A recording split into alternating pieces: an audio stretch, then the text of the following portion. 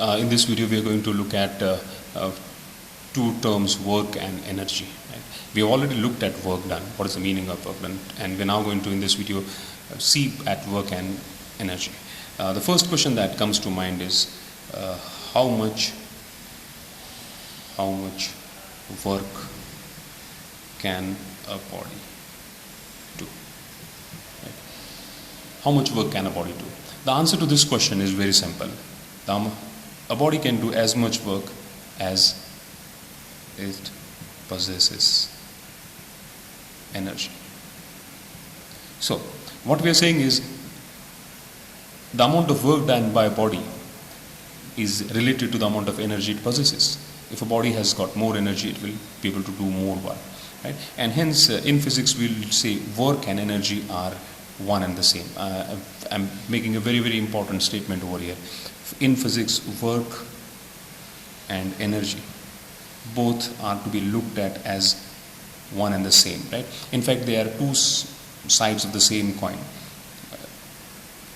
If a body does work, you can get an idea about how much work it does based on the amount of energy it possesses. Similarly, if you have an idea about how much energy the body possesses, you can get an idea about how much work it can do.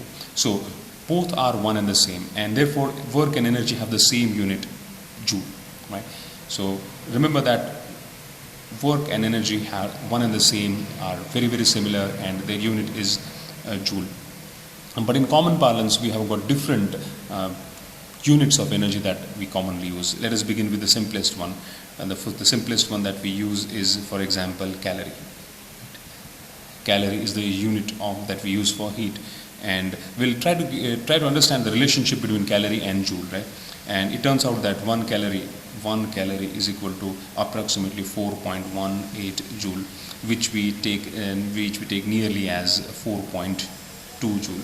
So this is a relationship that we need to understand, that the common unit is 1 calorie and that is equal to 4.2 joule. Right? 4.2 joule, approximately 4.2 joules. Right? The another common unit of energy is that you have is watt hour. Now this you may find a bit surprising. Let us try to understand how the unit of energy is watt hour. In the previous video we saw that power is work done upon time. Right? If I write this equation in terms of its unit, I'll get watt, which is the unit of power, is equal to joule. I should write small j, joule, and time is second. Therefore I can write joule is watt second. Right? And if I use a bigger unit of time, right, watt hour. This is a unit of joule is watt hour, and therefore we can very clearly see over here that watt hour is the unit of its unit of energy, because we said that the unit of work and energy is joule. So this is the unit of energy, joule, and therefore watt hour is the unit of energy.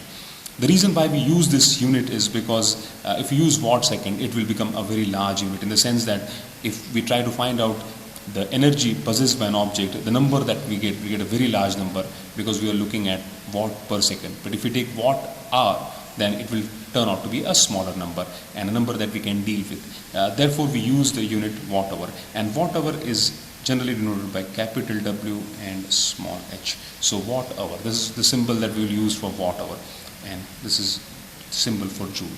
So joule and watt hour, they are both the units of energy. Please note that I am not saying 1 joule is watt, 1 watt hour over here. I am simply saying that I should remove the equal to sign.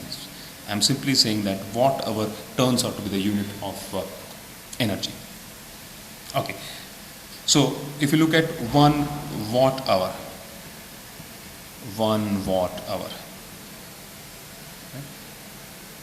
watt is, this will give me 1.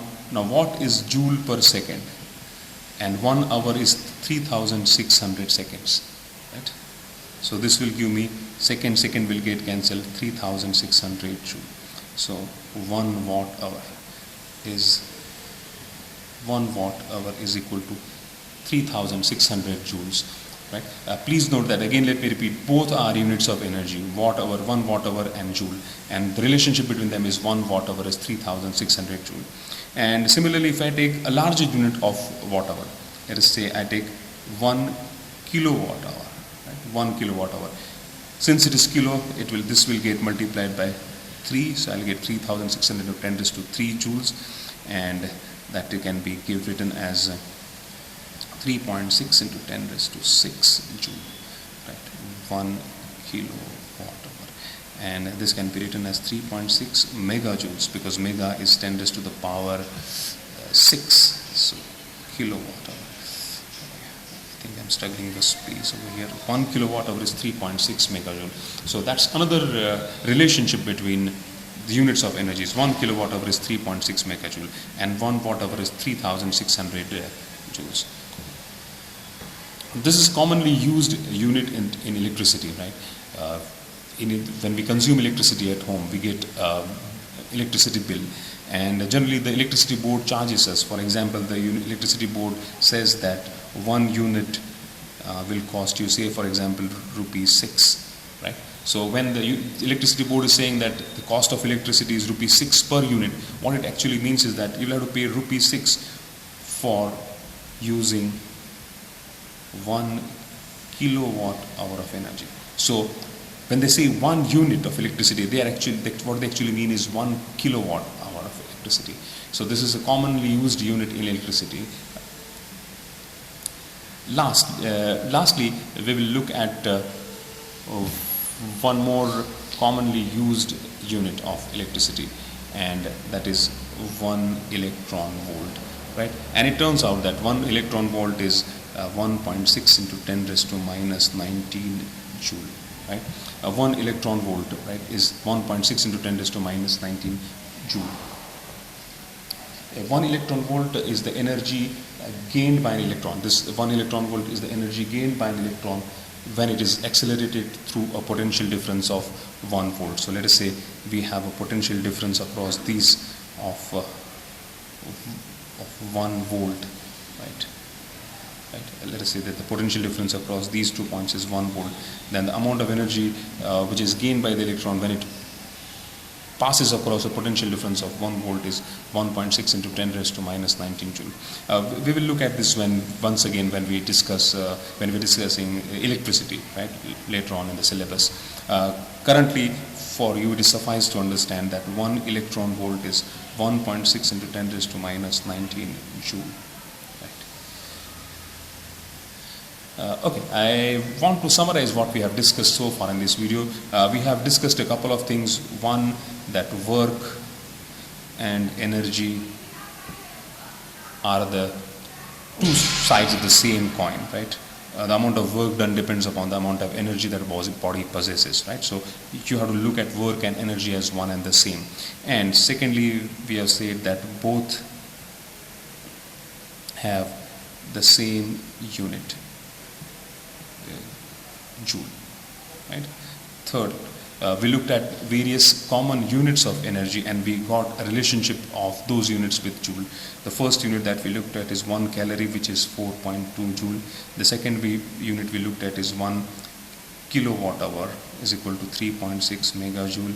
And along with this, of course, we looked at 1 watt, which is 3600 joule, which can be written as 3.6 kilojoules, right? This may help you in remembering that 1 kilowatt hour is 3.6 megajoules, whereas 1 watt hour is 3.6 kilojoules. And finally, we looked at 1 electron volt, which is 1.6 into 10 raised to minus 19 joule, right? Just remember some of the things that we have discussed in this video, right? Because we'll be using them time and again when we are looking at numericals. See you in the next video.